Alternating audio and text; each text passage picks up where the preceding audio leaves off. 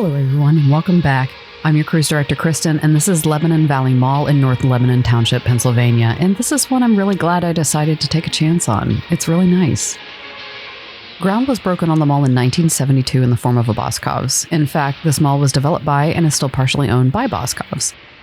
The mall's grand opening was celebrated 3 years later on September 10th, 1975, although in advertisements at the time there were grand openings of a few inline stores like Walden Books that were delayed a month or so into October of 75. Lebanon Valley was anchored at opening, in addition to Boscov's, by Murphy's Mart, the discount department store arm of the G.C. Murphy Company, and an Acme supermarket. The lineup also included, and I know it's been a while since I've made jokes about this, a pants store called the Slack Shack.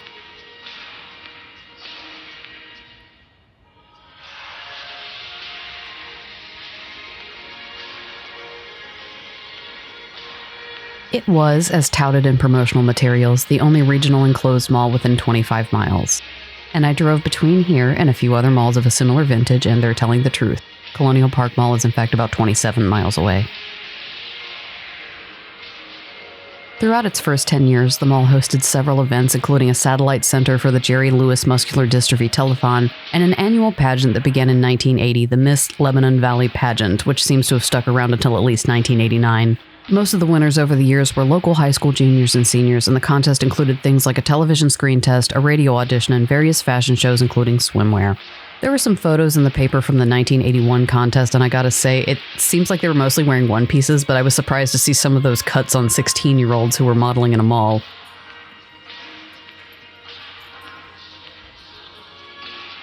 The Murphy's Mart location underwent a name change between 1985 and 1987 to become Ames as a result of its parent company being acquired. The sale took place in 1985, but the only things I was able to find marking the change were some job listings from the local paper asking for temporary remodel help that referred to the store as Murphy's Mart/Ames dating back to about mid-1986.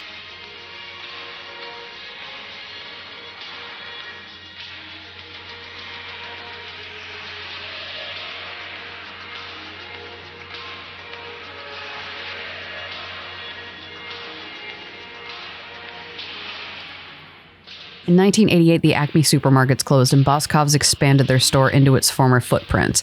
In 1989, the mall underwent the first of its two significant remodels, and most of the description I have of what it looked like came from 1996, when it was remodeled the second time.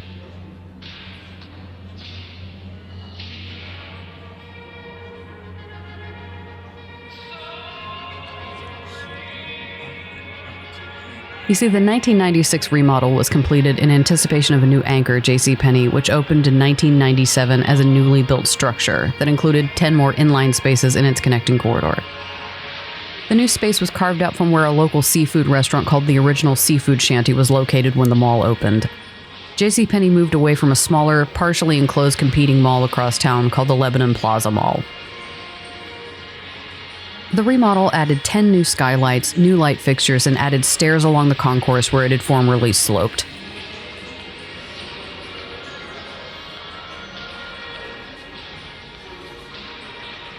In the 1996 article describing the renovation, it contains what may be the most tragic passage I've encountered while researching a mall.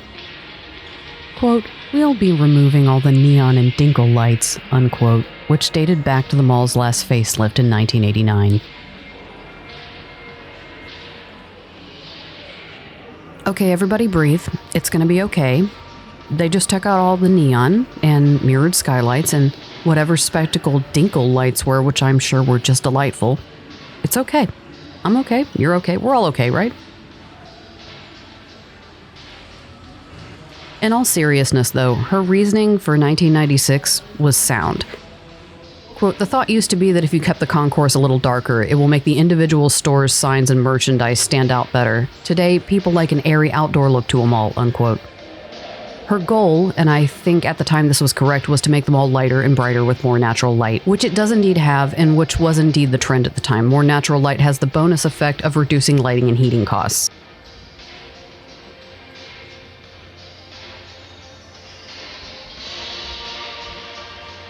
I want to harken back to something I think I've said before in videos, but in 1996, this stuff wasn't old enough to be vintage or retro, or dare I just say it bluntly, it wasn't old enough to be considered cool.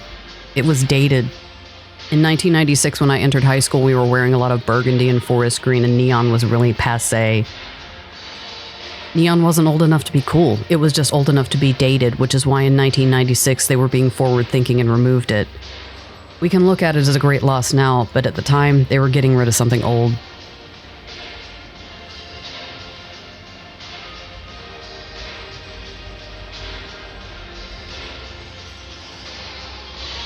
Ames closed in 2002, leaving that space occupied by Boscov's Furniture, followed by a local discounter called Sharp Prices. The space was ultimately divided in 2014 and 2015 between Planet Fitness and Price Right.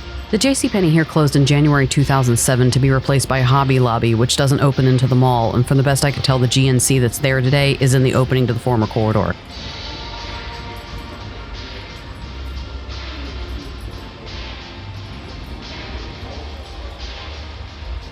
Probably the most happening store in the mall besides Boscov's is Drunken Smithy, a business that offers axe throwing and knife making classes, and since I was here, they've also added a mead hall.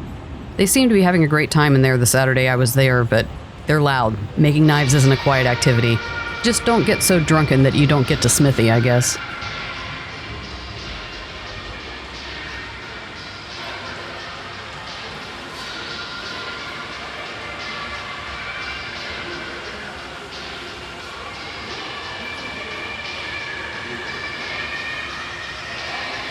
And now we have the Boscov's Fountain.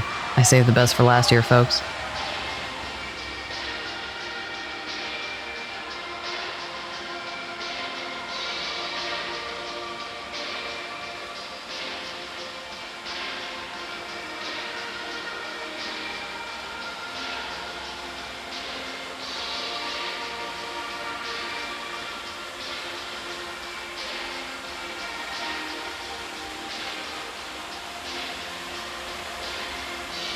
Thank you for watching. We're cooking up some new stuff. I've got a couple more malls in the can that will be coming out soon, and I'm heading back on the road as well for all sorts of content, malls and otherwise. As always, I'm your cruise director, Kristen, and we'll see you again real soon, okay?